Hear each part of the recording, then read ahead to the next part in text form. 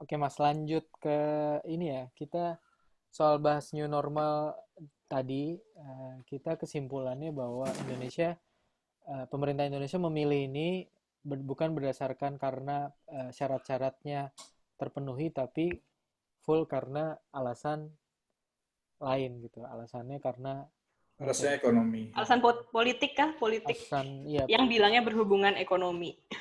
yes. Hmm. Jadi Oke. risikonya nanti COVID ini secara fakta mungkin bisa sangat tinggi banget di Indonesia dan mungkin memakan korban yang mungkin lebih. Tapi Hmm. mungkin juga data itu juga nggak didapat karena datanya dimanipulasi. Kasarannya begitu. Bahasa halusnya dikatrol. Dikatrol. Hmm. Ya, ya, iya. Ada tendensi pemerintah juga nggak ini ya, nggak mau ngebahas tentang second wave atau misalnya Nggak kemungkinan ada. bahwa dengan ekonomi dibuka ini ada kemungkinan lagi nanti akan di lockdown lagi gitu. Jadi orang-orang menurut aku menyimpulkannya dengan sudah the new normal ini semuanya akan positif positif positif positif gitu. Kabar baik, kabar baik, Ekonomi kabar baik. kabar baik kabar baik kabar baik gitu. Jadi ekonomi bakal jalan, semua orang sekolah, semua orang aktivitas normal gitu. Padahal Hmm.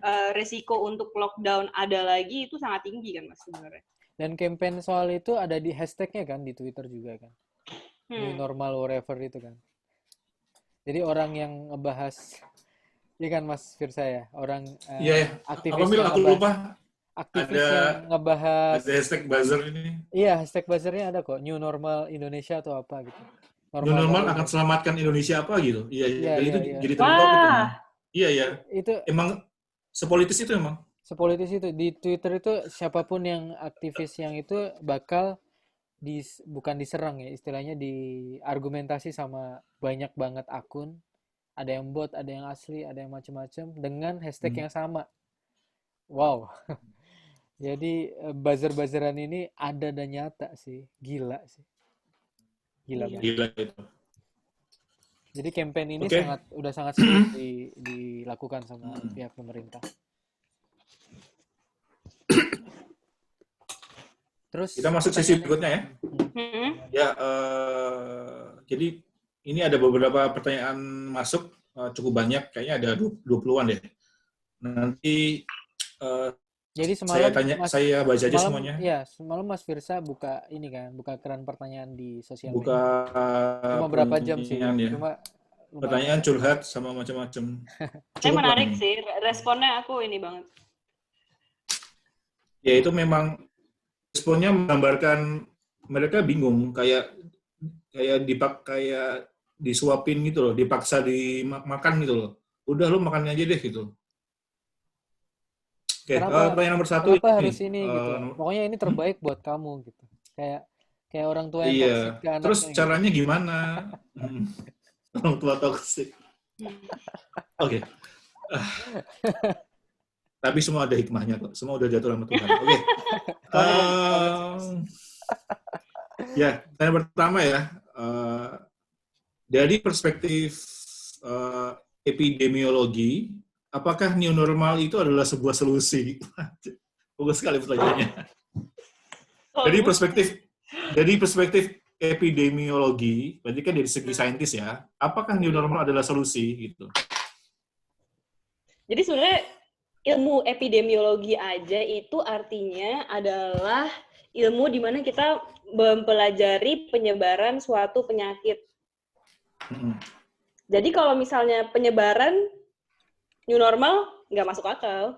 Kalau misalnya kita Enggak mau ya.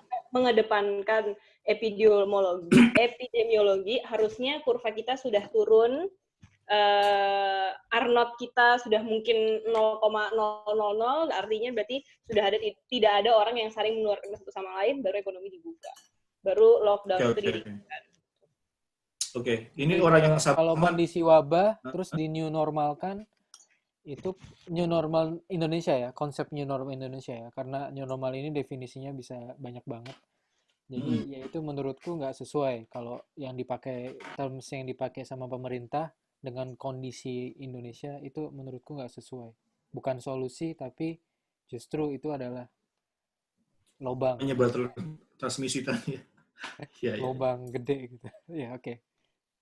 Jadi Next. orang yang sama nanya lagi nih, bagaimana pelaksanaan dan hasil new normal di negara-negara yang sudah menerapkan new normal duluan, Kak? Gitu. Hmm.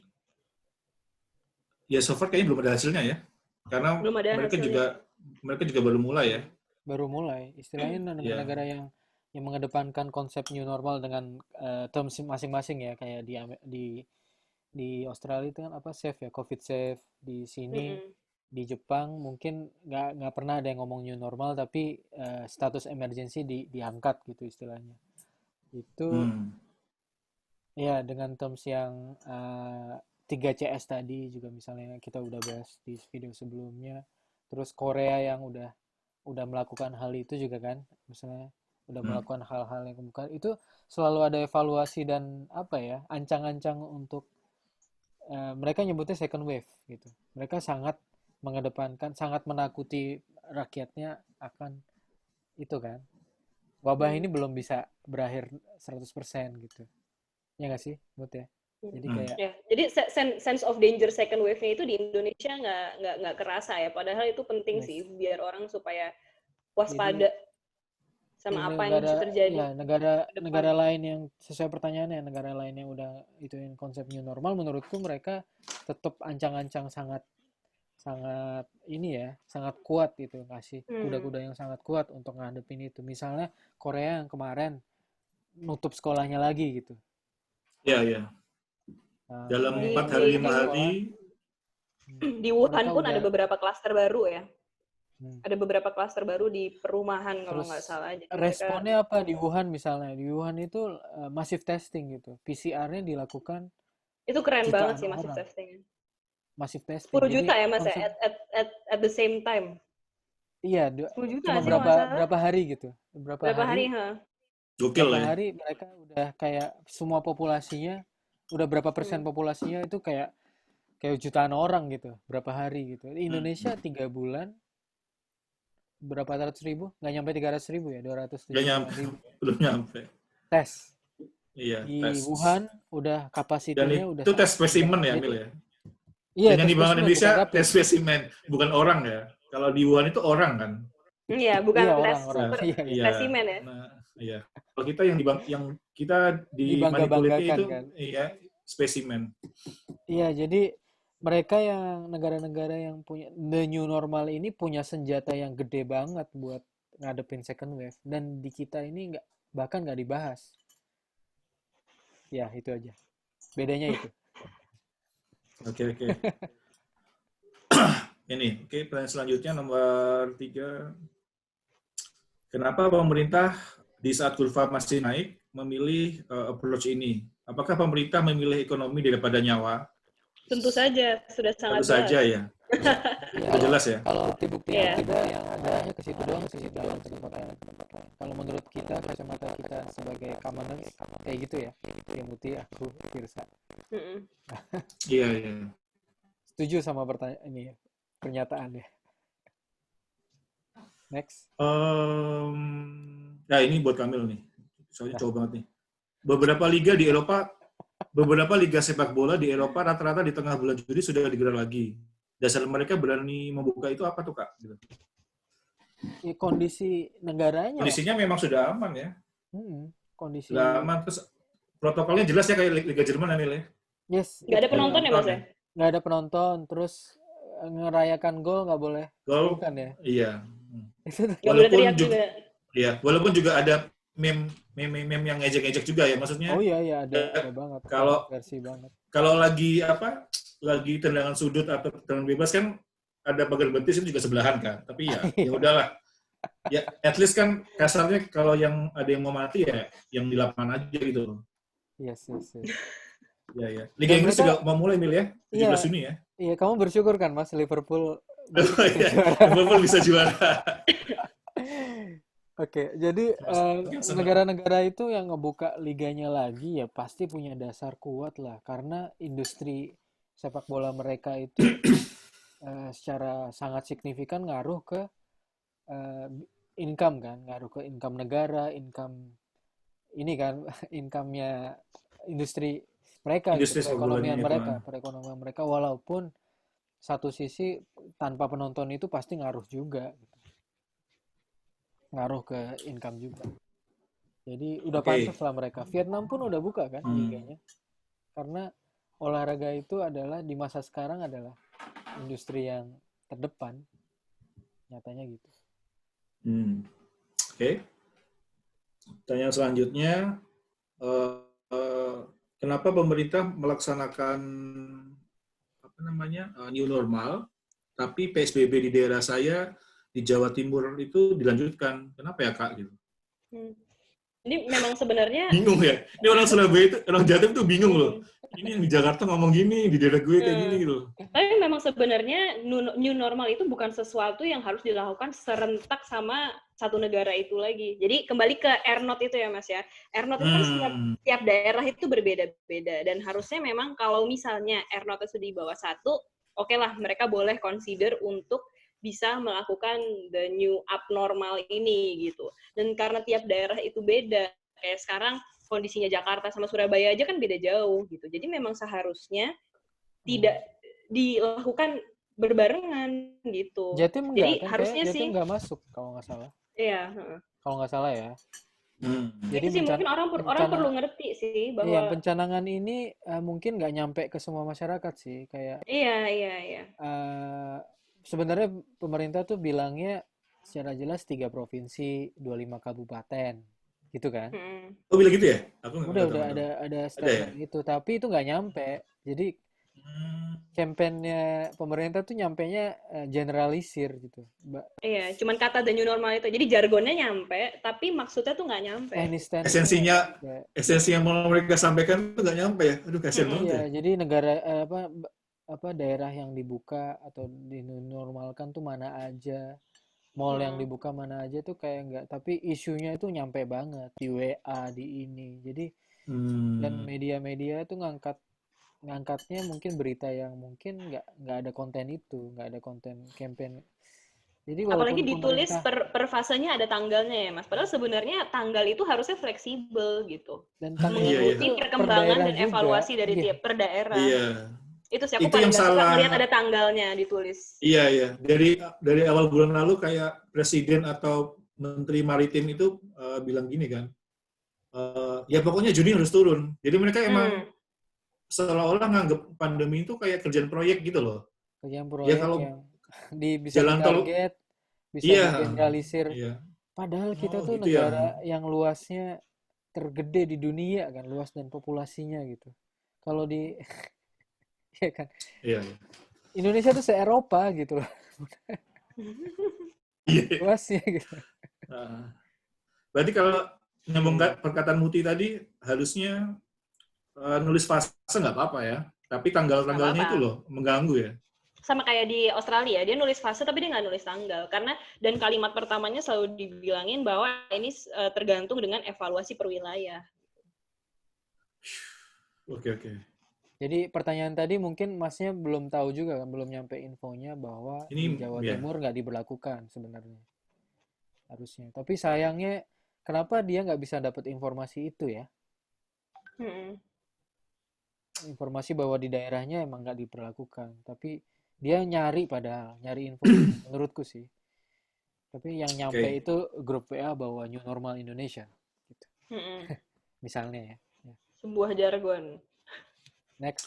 Ini pertanyaan pinter nih. Kenapa kok pas banget habis Lebaran dijadiin momen new normal? Nah, itu juga pertanyaan semua orang, pertanyaan aku Iya, pun kayak. ngerti nggak sih? Iya, iya, iya. Iya. Dari awal aku juga udah bilang kan. Kenapa momen ini dipakai untuk new normal gitu. Bahwa Hmm. Lebaran itu kan justru kita pemerintah sangat tahu bahwa nggak banyak klaster baru muncul gitu. Kenapa dijadiin malah kontra gitu Kita lihat aja ya, sebenarnya kampanyenya. minggu depan dan 2 minggu lagi itu bakalan calon angka di daerah dan di Jakarta juga bakal meningkat lagi karena ada eh, perpindahan orang itu karena Lebaran kan. Iya. Sebenarnya karena pemerintah udah ngomong dari awal bahwa mereka pokoknya Juni harus sudah turun. Nggak tahu gimana caranya. Balik ke situ lagi sih Mas kayaknya. Kenapa mereka bikinnya, makanya timeline-nya tuh nggak pas banget gitu. Hmm. Mereka kerja based on timeline soalnya, bukan Yeah. Bukan bukan target itu. ya? Bukan. Eh, targetnya timeline, Oh, targetnya bukan timeline, bukan targetnya angka, timeline, bukan data, bukan, bukan data ya. bukan penurunan apa, Bukan penurunan evaluasi cases. ini ya, hasil Iya, iya, iya. monitoring, hasil evaluasi itu Iya. nggak ada. Jadi kalau kalau ini aku ngebayangin ya, kalau lagi meeting ini, kalian janji tanggal segini udah turun, kok belum ya? Gitu loh. Oh, Siap, oke siap, Pak, saya siap turunin. Pak, saya turunin. Besok saya turunin. Oke. Eh, Loh, bukannya bukannya Juni habis Lebaran katanya mau turun gitu. Ya ya Pak, diusahakan gitu. Ya udah nih kejadian nih. Terus selanjutnya syarat new normal itu apa? Tadi udah dibahas. Mm-mm. Terus ini juga pertanyaan yang pintar nih dan menyedihkan sih. Aku sedih bacanya. Kak, apa yang harus kita lakukan agar new normal tidak tidak apa? Tidak terjadi gitu. Tidak dilakukan oleh pemerintah supaya yang di atas mau berpikir kembali. Apakah kita buat movement atau petisi atau apa gitu? Sebenarnya bisa-bisa aja sih. Menurut aku Petisi kalau ya. semakin banyak Mungkin orang banyak yang orang kritis, teredukasi, semakin banyak orang kritis, semakin banyak yang sadar, tapi bisa tapi sih suaranya kedengeran. tapi menurutku pemerintah udah denger tahu, udah dia meng-hire Balik buzzer lagi. misalnya, itu kan karena tahu bahwa reaksinya nggak bisa seragam. iya, ditekan. Ditekan gimana caranya normal ini bisa terkampanyekan secara lancar gitu dan nggak ada kontranya. Jadi kalau misalnya kita buat movement atau petisi ya locally mungkin bisa, tapi nationally enggak kayaknya. Menurutku ya, makan waktu, effort, dan jadinya ya outputnya ya lokal aja. Misalnya petisi ini new normal, ya mungkin bisa diberlakukan di daerahnya aja. Karena resource untuk ini kan, ngontrol negara segede ini ya di pemerintah doang. Dan pemerintah kayak udah Oke. memutuskan hal yang beda. Aku Maaf kadang-kadang ya, suka mikir loh, apa mereka tuh maaf ya. sengaja ya bikin new normal biar kasusnya naik, biar orang-orang pada takut sendiri gitu akhirnya. Mungkin Ini cara paling cerdas itu mengedukasinya itu. adalah dengan menjerumuskan gitu. Nih masuk ke lubang, lihat sendiri kayak gimana gitu. Aku kira itu bukan karakter dari presiden kita sih. Oh bukan ya mas? Bukan maksudnya dari payung, sorry. Ini aku mikir ya, kalau aku jadi dia dengan orang kayak gitu, dan payung utamanya adalah saya nggak mau terlihat jelek gitu loh. Ya udah, semuanya itu jadi turunannya. Tapi gapnya Kalau itu adalah dia percaya orang-orang yang dipercayanya gitu. Dan orang iya, yang dipercayanya itu kayaknya banyak ini ya, sangat dimensinya sangat luas ya. betul Pak Kamil. Oke, selanjutnya Kak, kenapa kita di Indonesia nggak pernah dengar ada klaster orang miskin yang terinfeksi? Karena nggak bisa Menurut Kakak dites. gimana? Karena nggak dites kan? Karena contact tracing-nya itu berarti nggak ada. Oke. Mungkin Terus, nanti kalau misalnya pihak swasta udah mulai turun tangan BPJS tuh contact ini nggak tracing, sih, COVID kemungkinan ini kelihatan. ditangani BPJS nggak sih? Aku nggak tahu deh. Aku nggak tahu di. Kayaknya bulan iya deh. lalu Iya kan? sempat ada statement itu, apa Kalau namanya? positif semuanya ituin gratis kan? Kalau positif. Iya. Kalau Tapi negatif, iurannya dinaikin. Waduh, iya itu oke. Kalau negatif berarti harus biaya sendiri. bayar, iya. Jahat dong. Itu. Pokoknya sempat ada guyonan gini sih di Twitter, Mil, gimana Kalau biar kalau misal dikubur gitu, dapat gratis dikubur dengan tes. iya, misalnya kubur kan semua orang dikubur dengan protokol COVID ya. Itu bayar nggak sih? Enggak sih, lahan kematian itu disediain negara kan? Serius? Iya. Oh ya udah. Di tiap negara itu diam-diam, aku pernah baca, jadi sekarang mereka salah Menyediakan, satu ujungnya yang mereka nyiapin menyediakan itu, lahan yang gede lahan luas buat itu ya. buat pemakaman. Iya, jangan sampai banyak mayat di jalan kan. Iya. Oh, Jadi kenapa nggak ada klaster orang miskin? Karena nggak ada tes ya. nggak ada yang bisa bayar rapid test buat mereka sendiri kan.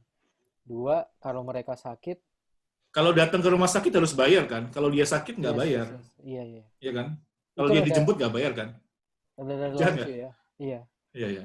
Jadi karena mungkin nggak nyampe kan, kenapa nggak ada klaster itu karena identifikasinya nggak nyampe gitu, tools identifikasinya. Menurut kita gitu ya. Oke. Oke, Next. oke.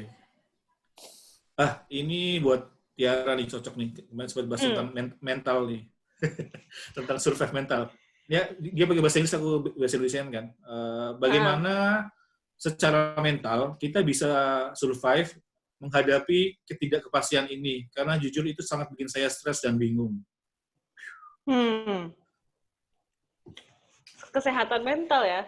Kalau misalnya aku juga masih berusaha memanage mental health diriku sendiri dan keluargaku sih. Cuman kayaknya kalau aku memang harus bisa mencari solusi orang tuh masing-masing, cara untuk mereka bisa mengekspresikan dan nge-balance mental health-nya kan. Ada yang nge-follow influencer misalnya psikologi, jadi bisa dapat tips-tips dari mereka gimana caranya kita bisa meluapkan emosi kita. Ada yang dengan olahraga gitu, ujung-ujungnya dengan belajar sih Mas, sebenarnya menurut aku belajar tentang diri sendiri dan juga belajar gimana caranya menghadapinya gitu.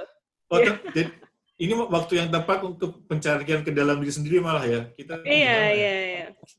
Luar biasa nih pembahasan hari ini. Oke. Apa ya? Tapi emang bener gak? Tapi menurutku sih gimana? Menurut ya? Mas Kamil, Mas Firza gimana? Harus so far kan kita ini kebiasaan mikir diri sendiri ya, kurang holistik ya di Indonesia ya. Jadi ini kayak pecutan banget sih wabah ini, kayak semua orang wajib mikir holistik gitu, wajib mikir orang lain gitu di sini gitu. Bahwa kenapa pakai masker kan buat orang lain, kenapa nggak boleh keluar ya buat orang lain gitu. Ya, jadi dan keluarannya itu sangat bervariasi ya. Misalnya kita bisa lihat public figure yang stres, ya mungkin coping mekanismenya beda-beda banget ya Mas coping ya. mekanismenya itu bisa kayak mengedepankan teori konspirasi. Itu kan teori konspirasi kenapa naik juga itu kan coping mekanisme sebagian orang kan. Orang kan. Bahwa mereka cari satu sisi pembenaran excuse akan mungkin itu memang buat orang biar mentalnya jadi sehat, nyaman juga ya. Nyaman juga itu ya. Iya udahlah ya. Jadi semua hal ini juga orang ke pasar lari-lari gitu juga coping mekanisme kan. Kayak mall dibuka semua lari-lari, misalnya yang foto-foto kemarin itu juga karena lebaran ini sangat berarti bagi mereka gitu. Macam-macam kan. Orang sholat Id di Aceh itu yang banyak itu padahal MUI-nya udah sangat melarang, itu juga coping mekanisme. Ya orang beda-beda ya, tapi sayangnya banyak coping mekanisme yang bertentangan dengan konsep penanggulangan wabah ya. Biar stresnya terukur dan aman gitu. Ya harus lihat konteks ini kan, konteks penanggulangan wabah kan. Kalau di bawah itu ya monggo lakukan gitu. Misalnya orang pengen lari gitu. Misalnya olahraga lari adalah gateway gitu, kayak aku juga ngelakuin itu. Ya monggo lari tapi harus aman gitu. Misalnya cari tempat sepi, cari tempat jangan bergerombol, macam-macam. Orang sendiri ya, benar kata si Muti. Dan aku mau nambahin lagi tadi ya, di dunia ini nggak ada yang lagi bahagia, bener deh. Iya. Mungkin value acceptance tuh orang-orang mulai harus lebih dalami sih, artinya buat orang acceptance itu seperti apa gitu. Menurut aku benang merahnya dari uncertainties itu cuma acceptance sih sebenarnya. Yes. Jadi acceptance ya. Istilahnya new normal ini masing-masing lagi, bukan sesuai jargon pemerintah gitu, bahwa kita harus nyadar kita ini kayak di film kan. Kita ini kondisinya udah nggak bisa dipercaya sih, kayak mimpi semuanya. Tapi ya itu harus diterima dan dilakuin, dan istilahnya ya think global tapi act lokal buat diri dan keluarga masing-masing ya. Ya nyelamatin diri lah. Gimana? Iya. Oke. Selanjutnya ini ada 3-4 pertanyaan mirip ini 4-5 lah. Ini baru masuk. Intinya gini. Di saat seperti ini, new normal ini, masyarakat harus apa? Tuh, lalu kita tuh disuruh bersiap apa sih gitu loh. Bersiapnya itu gimana gitu loh. Terus apa yang harus saya lakukan ya untuk apa protokol yang harus saya lakukan di saat new normal ini. Intinya sama nih. Intinya adalah kita tuh disuruh bersiap apa gitu loh. Kita harus ngapain gitu loh. apakah ini aku coba translate ya kebingungan mereka. Jadi intinya mereka kan mall dibuka, kantor dibuka. Berarti pilihannya ya harus kerja kan? Iya. Apalagi yang Ya, kerja di mall. dan nggak boleh kerja di mall ya. Terus masyarakat tuh harus ngapain nih? Coba kita jawab deh nih. Ini Masyarakat di kondisi ini susah harus sih ngapain? jawabnya, kompleks sih Iya. sebenarnya. Masyarakat Menurut harus aku, ngapain sih? Gitu?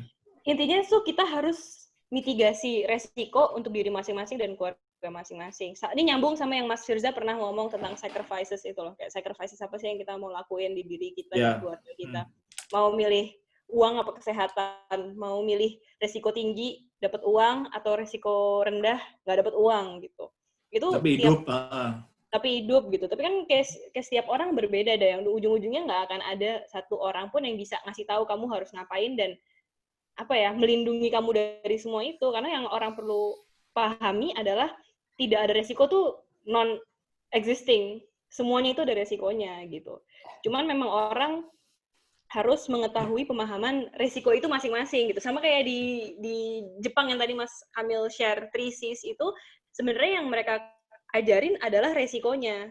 Resikonya itu adalah itu keren banget.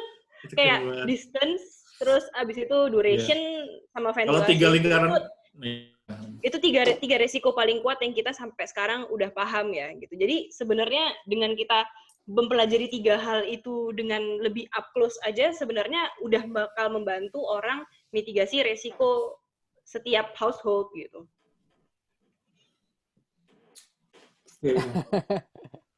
Kamil. Iya, teknisnya apa ya? Jadi ya kalau mau ya, kalau disuruh masuk kantor PNS ya, kalau mau aman banget ya keluar. Itu ya. Aman banget gitu. Kalau punya aman banget, tapi punya tabungan keluar aja ya. Iya, misalnya buka usaha. Tapi kalau nggak punya ide itu ya kepaksanya gimana ya, harus parno gila. Jadi harus lebay di kantor misalnya tapi resikonya lagi kalau lebay di kantor diejekin, ya harus ngadepin itu gitu, diejekin. Mental, itu juga mental lagi tuh ya. Kamu takut banget sih, cemen. Kamu cemen. Misalnya itu teknis. Kamu cowok apa penakut? Anak-anaknya sekolah buka, kalau takut ya nggak usah dimasukin sekolah. Tapi ya harus berani tanggung resiko bahwa anaknya turun kelas gitu misalnya ya.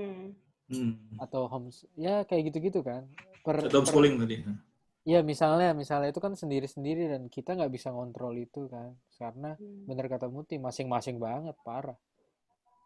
Ya Muti dan Firsa juga udah ngelakuin itu kan sebenarnya, udah bikin usaha sendiri. Aku juga kan udah tekan kontrak yang kayak tadi aku cerita kan, itu kan ini aku sendiri, risikonya aku nggak pulang gitu, sedih ya. Tapi aman ya. Tapi lebih aman. Ya, oke. Ini pertanyaan Mama nih, ada 3-4 baru masuk ini. ART saya, suster saya mau balik dari mudik, saya harus gimana Kak? Gitu. Saya terima atau gimana? Protokolnya gimana gitu? Pusing ya? Protokolnya gimana ya? Kemarin aku udah jelasin sih di Instagram buat fellow emak-emak, karena aku juga mama ya gitu. Jadi aku ngerti banget nih problema rumahan kegalauan ini tuh pasti ada aja dan emang rutin setiap tahun, ditambah sama COVID ini tambah meningkat. Tambah seru. Tambah seru. Sebenarnya intinya adalah karantina mandiri 14 hari aja sih. Itu yang paling visible kita lakukan dan yang paling bisa kita kontrol gitu. Karena kalau misalnya kita mau melakukan testing, banyak faktornya. Satu, faktor harga cukup mahal. Ya ini adalah kalau mau ngelakuin PCR swab test cukup mahal, nunggu waktunya lama. Kalau misalnya mau ngelakuin rapid test, kita udah tahu ya bahwa itu tidak menjamin apapun dan tetap nggak disarankan untuk melakukan gitu. Jadi anggap saja siapapun itu yang mau masuk ke rumah kamu dan tinggal sama kamu, anggap mereka sebagai carrier atau OTG dan mereka harus menjalani karantina selama 14 hari gitu. Detail karantinanya kayak gimana ada di Instagram aku, bisa dicek. Oke. Nanti kita kasih link juga ya. Terus next. Selanjutnya ini 2 pertanyaan tentang ventilasi. Kantor saya ventilasinya buruk sekali, bagaimana mensiasatinya supaya layak bekerja. Berarti kan intinya dia mau ngebuat movement di kantornya. Terus yang mirip lagi adalah gimana caranya biar pemerintah aware tentang ventilasi di gedung perkantoran. Jadi perlu dipikirin juga kalau udah mulai WFO. Ya, intinya kan Gimana caranya ya? gimana caranya nekan pemerintah tentang ventilasi. Nomor 2, kalaupun enggak, kita sebagai pribadi itu ngakalinnya gimana sih gitu loh. Iya. Misalkan Kalau lantai gedung ventilasi lantai lumayan gedung kompleks aku sih, Mas. lantai Iya, 40 soalnya gitu kan. satu orang nggak Terus Mhm. gimana mungkin Tiara? bisa, Nggak mungkin dibuka. nggak mungkin Iya, iya, ngebuka iya, kan iya. ya. Itu spesial. Kalau menurut aku sih yang para pekerja harus pahami adalah mereka itu semua punya suara gitu loh, Mas. Kalau misalnya mereka ada concern, mereka itu harus berani ngomong dengan perusahaannya masing-masing, dengan pihak HRD-nya, dengan pihak yang melakukan Kalau mitigasi resikonya gitu. Orang tuh harus menurut percaya bahwa gua mereka tuh punya suara. Itu sih menurut aku. Kedua, kalau misalnya untuk ventilasi ini, jadi tadi malam aku baru Zoom call sama teman-temanku yang arsitektur. Jadi aku benar-benar penasaran juga kan, sebenarnya apa sih cara menyiasati ventilasi gitu. Jadi memang setiap struktur bangunan itu kan beda-beda settingannya. Paling mudah itu kalau misalnya kita di rumah, di sekolah yang bentuknya nggak gedung high rise building gitu, itu disiasatin lebih gampang karena biasanya konstruksi gedungnya setiap ruangan ada jendela, ada kipas angin, ada pintu gitu. Tapi kalau misalnya untuk di gedung itu emang susah ternyata. Jadi disiasatin itu susah karena tambah tinggi ruangannya, tambah biasanya nggak ada kayak jendela, dan anginnya kan juga tinggi banget. Anginnya juga kenceng banget kan. Jadi dan Iya kan tekanan di ruangannya juga tekanannya. harus jadi diatur biar tekanannya juga itu resikonya tinggi gitu. Dan untuk instalasi sesuatu misalnya exhaust gitu di ruangan di gedung tinggi itu sangat kompleks dan memakan biaya besar gitu. Dan untuk nggak bisa tuh satu lantai doang yang dibenerin, jadi harus setiap lantai di gedung itu gitu. Kalau misalnya jadi dari pembicaraan aku, solusi terbaiknya ya nggak ngantor. sebenarnya itu, jadi karena kita nggak kayak inget 3C itu lagi ya, kita nggak bisa ngekontrol ventilasi, Mil, jadi kita bisa kontrol dua emang itu. iya. Akhirnya harus Jadi milih ya. jadi akhirnya harus milih antara durasi dan keramaiannya. Atau keluar kantor. Atau ya itu tadi. Aku kalau untung aku udah nggak kerja di kantor, kalau aku udah pusing banget sekarang. Sorry. Tentunya kantorku tetap work from home sih. Aku Misalkan nih, cukup senang dengan itu. Beberapa saudara kita kan udah lama kerja di kantor ya, Tiara ya. Keluarga semua itu. Nah, itu kan seharian itu di gedung kan. Paling pas lagi istirahat doang nih. Kayak sekarang gak akan orang ke kantin deh, bawa Mas Didi kan. Nah, berarti kan dari jam 8 sampai jam 5 kan di kantor terus itu. Orangnya sama. Itu seberbahaya apa sih coba? Biar kami itu masyarakat dikasih konteks ventilasi itu seberapa bahayanya. Terus kenapa Jepang tuh malah ngasih juga nomor 1 tuh ventilasi gitu loh. Nah, itu seberapa aku senang banget sih. Jadi ada satu studi yang paling populer tentang ventilasi ini adalah outbreak di perkantoran di Korea. Jadi bulan Januari pas awal-awal COVID ini naik, ada outbreak terjadi di salah satu kantor di Korea. Ntar linknya aku kasih ya. Aku juga udah bahas sih ini beberapa kali di Instagramku. Jadi intinya satu perkantoran tinggi, ini lantai nomor 11, dalam 2 minggu yang sama, mereka ngedeteksi ada 94 orang terkena COVID dalam satu lantai. Wow. Dalam satu lantai. Yang paling uniknya itu adalah dari 97 orang, 94 orangnya itu mereka duduk di lokasi yang sama gitu. 3 orang di lainnya sisi yang sama gitu kan, di sisi di divisi gitu. yang sama gitu, dari satu tempat gitu. Oh, di spot yang sama ya, di spot yang sama. Jadi di spot kubikel yang sama gitu. Nah, di balik kubikel itu masih ada tempat duduk lainnya, tapi di bagian situ cuma 3 orang yang kena gitu. Itu signifikan beda kan. Jadi sirkulasi udara itu ngaruh banget kan. Nah, terus ada pertanyaan-pertanyaannya kan. Lah, mungkin aja itu mereka ketularannya pas di lift gitu, bukan pas lagi di kantor. Nah, tapi pas dilihat lagi pas ngelihat lagi datanya, di lantai-lantai lain itu enggak dalam waktu yang sama tidak ada orang yang kena COVID. Itu berarti orang-orang itu tidak tertular di lift, karena mungkin di lift kan mereka nggak terlalu lama ya spend waktunya bareng gitu. Sedangkan kalau misalnya dalam satu lantai mereka variabel yang sama yang bisa dijadikan ini faktor untuk penyebab ini ya transmisinya adalah satu tempat mereka itu doang. Satu tempat dengan waktu yang air conditioner yang sirkulasinya terus di situ aja gitu. waktu yang lama itu beneran di atas 15 menit ya, Ra? Beneran. Di studi Menurut itu, aku di studi kalau itu misalnya waktunya itu tuh belum belum Belum apa belum ya ketemu Mas? ya? Iya, belum secara precise gitu. Oh. Masalahnya juga yang terdeteksi di Korea ini, mereka ini kantor call center. Jadi semua orang constantly membuka mulutnya dan mereka nggak Oh mungkin iya sih ya. telepon sambil pakai masker gitu. Jadi transmisinya juga dipermudah karena semua orang constantly ngomong gitu. Jadi mereka prone. karena Tapi orang HCO. kerja di kantor juga banyak ngomong sih. Sorry. Nah, iya. Aduh.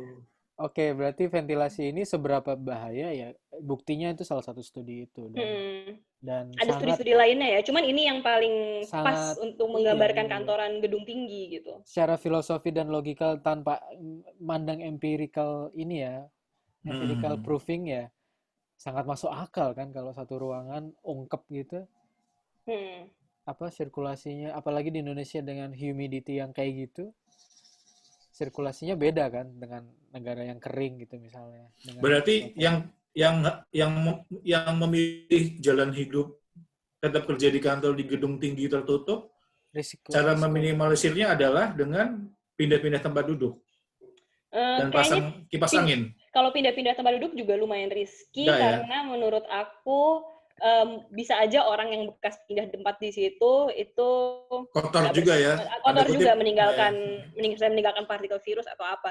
Sebenarnya yang bisa dilakuin adalah cuman pasang membatasi kipas jumlah angin. orang yang kerja. Kalau pasang kipas angin itu tadi malam kita omongin udaranya tetap sama, tetap bersirkulasi. Yang ngaruh banyak itu adalah angin masuk baru, Mas. Jadi buka jendela, virusnya itu akan ketarik keluar dan didilusi di luar gitu. Atau angin masuk ke dalam, virusnya kedilusi gitu. Jadi ada karena pertukaran udara itu yang virus paling loading penting. atau jumlah virus yang ada di sirkulasi ini ya aerosol atau macam-macam ngaruh kan. Misalnya kita satu ruangan sama orang yang positif COVID gitu, yang orang tanpa gejala gitu. Terus dia ngomong gitu. Kalau virus load di aerosol yang masuk ke kita ini dikit, itu mungkin kita nggak bakal terinfeksi ya, karena imun kita udah bekerja di situ kan. Tapi kalau kita terus-terusan terpapar, misalnya aerosol berapa kali gitu kan, berapa kali dalam satu dropletnya kan kayak ada ribuan virus kan di situ. Kalau masuk terus, jadinya ada jutaan hari itu, ya kita bisa banget terinfeksi langsung gitu tanpa dengan imun Oke. sebaik apapun. Ini Kalau level misalnya gedung ini emang resikonya tinggi banget ya Mas. Jadi gedung itu kan ada beberapa resiko lain juga yang harus diakalin, sama aja kayak kebakaran. Kebakaran itu kan salah satu resiko yang sangat amat tinggi sebenarnya di gedung karena kemungkinan orang terperangkap dan lain-lain. Makanya ada fire safety.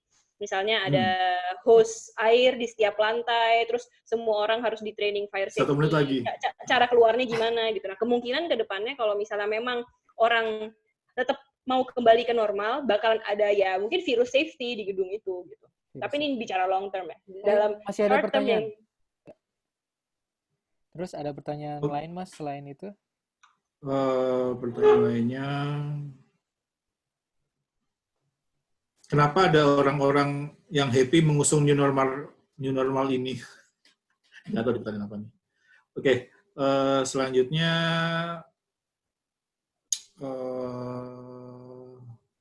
apa tanggapannya kakak-kakak terhadap fakta di Korsel yang kurvanya sudah landai memberlakukan new normal dan mereka menarik kebijakan itu kembali? Tadi udah dibahas dikit kan bahwa dibahas ya. New normal, konsep new normalnya di tiap negara beda karena mereka sangat mengedepankan mitigasinya kan, dan tools yang dipakai buat senjatanya kalau ada perkembangan lagi juga mereka lumayan jelas gitu. Misalnya APD mereka udah siap banyak banget gitu. Misalnya ya, tenis kecil itu ada sekolah dibuka tapi mereka sangat mempersiapkan testing buat di sekolahnya misalnya ada sesuatu gitu, dan tracing. Kalau di Indonesia sekolah mau dibuka tapi kayaknya nggak ada basic itu kan, misalnya kamar mandi di sekolah. Rencana-rencana itu ya, rencana yang menopang jika terjadi sesuatu gitu. Iya, misalnya di Korea testing sih paling penting sebenarnya kalau sekolah tuh. Kalau anak-anak testingnya di swab juga ya? Ya sama. Tetap harus Mas. Waduh. Kalau hewan terkena aja harus swab. Nggak tega lu kalau anak-anak. Misalnya di Anak-anak kecil ya. Korea tuh kan Iya. misalnya mejanya dipisah-pisah, terus apa namanya dikasih sekat yang ini kayak di kantinku di sini juga ada plastiknya itu sekat-sekat plastik itu. Itu pengadaan kayak gitu bayangin ya di Indonesia. Itu kan ribet banget kan Hmm. pengadaan. Bisa, tapi nanti Pengadaan buat lem ini apa kemarin aja di Jakarta ada lem apa tuh? Ibon, si Anis. Itu aja segitunya gitu. Ini pengadaan triplex gitu misalnya untuk sekat-sekat. Ribet nanti. Kita nggak bayangin kan itu kalau mau kalau bisa mengadakan kayak gitu-gitu gitu baru ideal menurutku ya. Dan Korea, negara-negara lain yang ada contoh-contoh kayak gini, mereka udah bisa ngadain itu. Kalau disamakan dengan Indonesia kayaknya masih jauh deh. Wacananya kalau misalnya anak-anak sekolah itu masuk, mereka akan ada shift-shiftan apa langsung seabrek gitu, Mas? Itu semua isu kan. Kesian sih, nggak tahu aku. Sekolah juga harusnya udah bisa ini ya, jadi semua gurunya semuanya udah di swab test juga ya, biar bisa menunjukkan trust ke orang tua gitu, bahwa guru-gurunya nggak akan jadi spreadernya gitu. Dan apa ya, sebagian besar sekolah di Indonesia kan orang tuanya kan nggak se apa ya, notice itu terhadap wabah. Menurutku sih, ini cerminannya kayak gitu. Jadi bahaya banget. Misalnya orang-orang tua yang concern akan wabah ini kan ya paling berapa persen dari semua sekolahnya sih. Jadi bahaya banget. Pertanyaan selanjutnya, kenapa sih pemerintah kita nggak bisa mengadakan jumlah tes PCR dengan jumlah yang banyak? Ini pertanyaan semua orang ya. Saya sendiri kesal dan marah. Soalnya sekarang tiba-tiba aja udah mau new normal. Tuh. Kenapa sampai sekarang pemerintah, jadi gini, kenapa sampai sekarang pun pemerintah tuh nggak bisa ngadain tes PCR normal gitu. Dulu kami sempat ngitung, ini udah 2 minggu, 3 hari, 2 minggu, 3 minggu sejak Erick Thohir bilang menjanjikan ini, gitu kan. Ini udah lebih-lebih nih. Udah kayak pertanyaannya tuh, kenapa sampai detik ini pun tuh itu nggak terwujud gitu loh. Sebenarnya hanya pemerintah dan Tuhan yang tahu ya. Iya, nggak habis pikir. Keadaan itu tuh bagi duit ada sih kan ya. Duit secara funding ada banget. Paling nambah kapasiti berapa juta sih bisa kan? Iya, tinggal beli alat, beli kit, training, udah itu udah sebenarnya solusinya. Tapi kenapa nggak dilakuin? Ada yang nanya kemarin di ini bahwa pas itu share soal Wuhan ngadain tes berapa juta orang gitu kan? Oh, kaya banget ya mereka.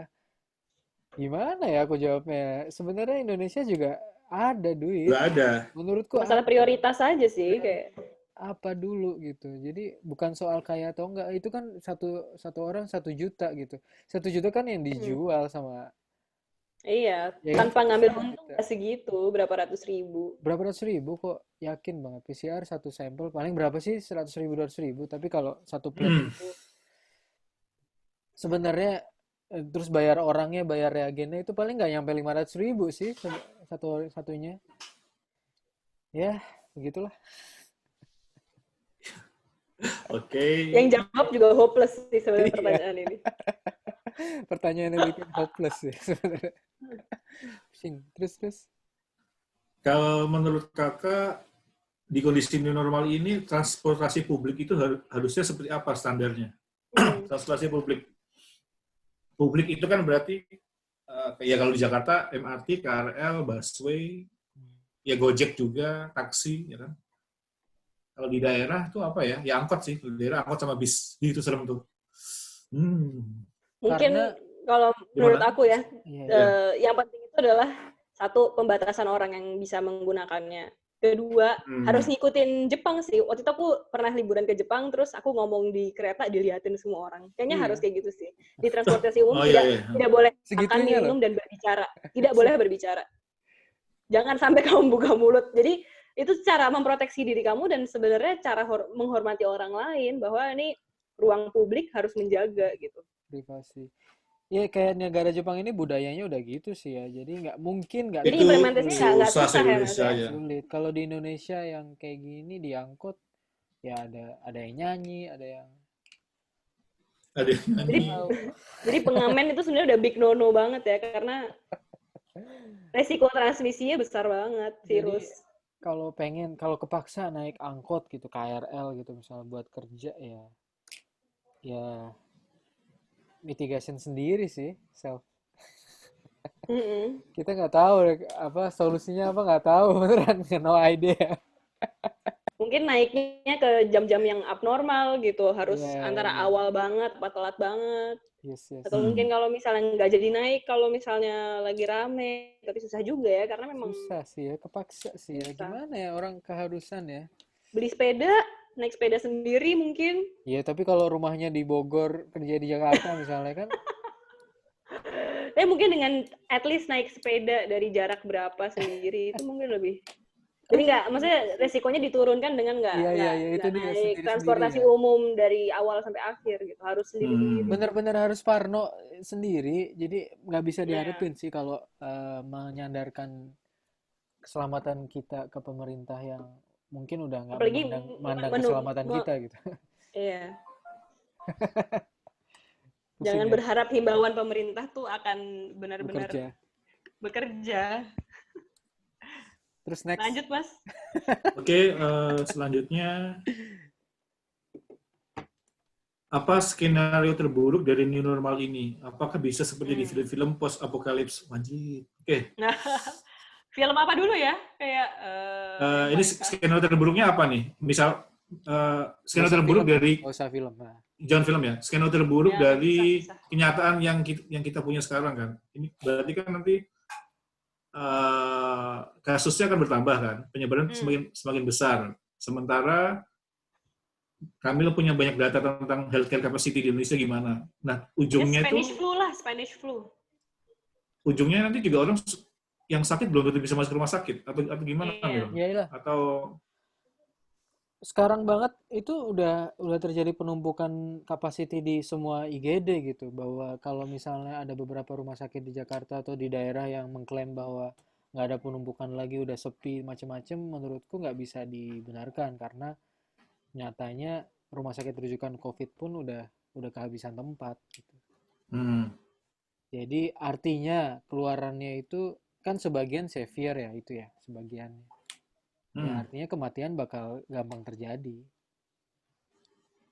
karena mereka syaratnya untuk selamat ya harus dirawat dan di maintenance secara medis, bukan di karantina mandiri ya. Sebagian hmm, yang sakit COVID kan gitu kan. Dan apa ya, persentase kematian Indonesia bisa tetap, tapi karena yang terinfeksi makin banyak, jadinya angkanya jadi tinggi banget. Prosentasenya tetap, tapi angkanya jadi tinggi banget. Kan sekarang anggaplah berapa ratus ribu yang udah terinfeksi. Kematiannya kan berapa sih yang terdata? 3.000 ya? Sekarang berapa sih? 2.000 ya? Nggak tahu, aku nggak tahu. dua Nggak ribuan, tahu. 2000 3000-an, 2 2000-an. ribuan. Udah seminggu Mungkin ini kita nggak bisa ikutin kayak mas. kayak mungkin secara faktual bisa kayak Amerika atau Brazil yang nyampe nembus Brazil. nembus berapa Hmm. puluh ribu gitu. Dan nembus jutaan mungkin. Dan itu nggak secara signifikan nggak ngaruh ke populasi Indonesia sih. 270 orang hilang berapa Hmm. juta sih? Tinggal berapa sih Mas? Tinggal banyak orang kok. Ya itu kalau Masih rame. mau lucu-lucuan Mungkin itu gitu jadi, sih. mungkin itu pertimbangannya ini ya. Herd immunity. Pertimbangannya si pemerintah itu ya. Mungkin mungkin sebelum mutusin new normal kan pasti ada kajian kan. Kalau Ya. kita nerapin new normal, ekonomi kita akan naik 1%, 2% senilai sekian triliun. Yes. Yang Jadi mat, mungkin yang mat, kajiannya itu, yang mat, kajian patokannya itu. yang mati berapa? Yang cuma segini Pak, ya udah nggak apa-apa. Yang kena case gimana kalau ya mungkin nambah 10.000 Pak, yang meninggal berapa? Ya 10%, yang nambah, yang mati cuma segini, ya udah nggak apa-apa lah gitu. Yang Iya. penting kita dapat duit gitu.